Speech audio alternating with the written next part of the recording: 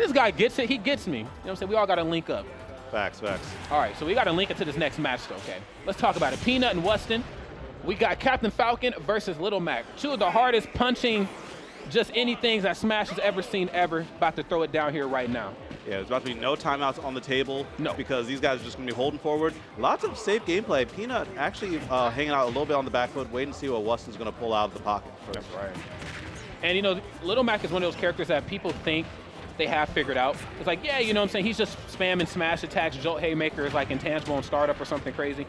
You got to watch his tilts. Down tilt, obviously into KO punch, but up tilt clears a lot of space in singles and in doubles. It's a quick move, and it covers a large area around Little Mac, and it comes out just, comes out too damn quick.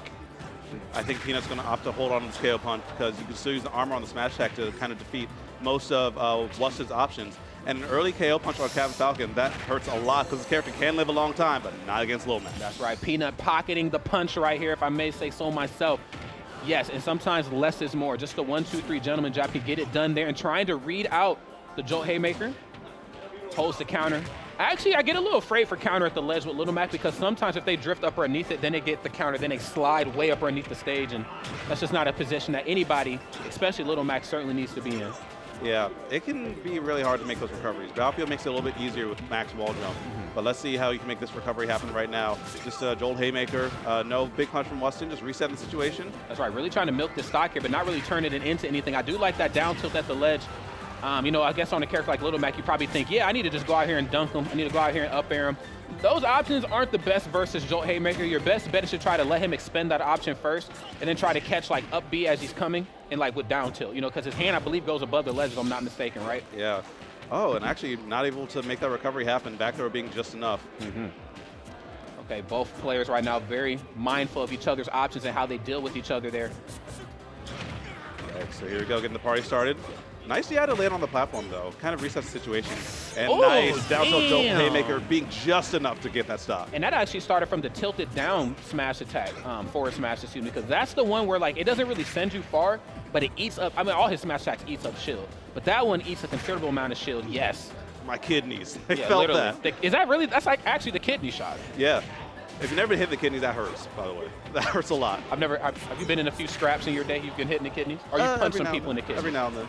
Okay, I gotta watch out for you then. Yeah, trying to be like a little Mac out here some days. At least my younger days. Nowadays, I'm too old for that. But Mac, still looking fresh. Still looking young and spry as he was in the 80s right here.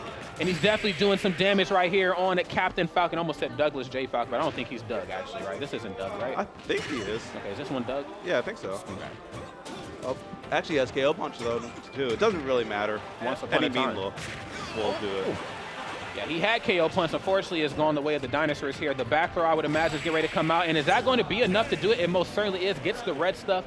And we're going to push it right here into the next game. And yeah, like I said, man, this matchup is not as cut and dry as people probably like to imagine. Captain Falcon gets a lot in a lot of matchups just by punching and is literally beating the living hell out of most of his opponents. But you actually aren't going to be able to outbox Little Mac. Because Little Mac is going to be able to not only throw his weight around, but you're not going to be able to trade with him either. So with that in mind, you're going to have to try to play to Little Mac's weaknesses, which is, of course, the off-stage gameplay. Not just going off-stage, but trying to catch, like, jolt haymaker as it's ending or, like, up B at the ledge with, like, down tilt. Or, like, I think I even seen soft knee. Yeah, that almost screwed him up, too. Yes. Yep. Yeah, so you need to get some ledge guards going because otherwise, every time Mac makes it back, that's just more time where he can do Mac things. That's right. And Peanut has been side being a lot to the ledge. Captain Falcon, if Wustin trusts their techs, you can just go for a back air, hold down, get the tech, and keep it going throughout the day. 100%, dude. So we're going to see how well both players adapt to each other, man, as we move into game two. That match will be really kind of went the way I thought it was for game one. You know, Little Mac, Falcon, again, it's not what people think on paper. You know what I'm saying? It's going to take a lot from both sides to really clutch it out. Because you would think, like, oh, yeah, these are two guys who are just going to slug it. Nah, man, they're not. That ain't happening here. Yeah, it's going to be a lot of finesse. A lot of finesse and one side beat down. It's actually true. Nice. Uh-oh, yeah. I think that might be close to it. Yeah, that's going to. Oh, I forgot Matt can wall jump. Why? He can't do that. It's all that fancy footwork, I guess. Yeah, true. Okay, back onto the stage right now. Now, Little Mac, of course, on solid ground, which is where he's at his most dangerous, his most treacherous. Coming back to the ledge here in the turnaround F tilt. I'm actually very curious to see how well these tilts are going to work with the slants of the stage here. Oh, yes, the sweep. I call that the Steve Fox. He kind of has something similar to that in Tekken. Facts. And yeah, on this stage, it looks like it'll hang a little bit lower and screw up Falcon's recovery even more. He had to be a little bit high to get back, though, because he already burned his jump off the forward tilt. Oh, yeah. It's all about how well you hold on to those options here. And as we've seen with game number 1, Peanut certainly knows how to just play close to the chest. Little Mac has a lot of moves that do big damage, but you know, I feel like in a match versus Captain Falcon, less is more until you get to that final blow. Like, I'm only tossing out smash attacks when I'm trying to hold on to KO punch. As far as like how we interact in the neutral, I'm using a lot of jab, roll, jab, a lot of tilts on shield, a lot of up Bs out of shield as well. Yeah, keeping it safe, keeping it simple, and just doing your best to make sure that your opponent can't get too comfortable in their game plan. Oh, but I don't know if this counter pick is working out well for Wustin. Those slants on the ledges look like they set up for that down tilt forward tilt a lot easier. Yes. It's a bit more of a luxury finding those options for sure. Okay, looking for the tilted up F smash. I like that one the most. Kind of steps into it, you know what I'm saying? Okay, another down tilt jolt haymaker. Very, very smooth stuff. Yeah, Peanut's looking like he has a complete download on Wustin right now. And it's impossible to hide from him too, because like I'm pretty sure up smash catches through the top platform. And obviously not like the sweet spot, you know, hitbox on it, but like the actual like lasting up smash, like top of the hitbox definitely catches through the platform. So this one you thought it was already more difficult to land. It just becomes that much more unfortunate for you. Is he really going to oh, not a 3-stock, I'm tripping. Yeah, solid 2-stock potentially, and using the arm. That was the weirdest kill screen I've seen in a hot minute. Bro, what? Yeah, tap Falcon in the back of the head with the fresh shape up, slapped him up a little bit, like, hey, that's clean. I've seen it all. Great stuff here from both players, man.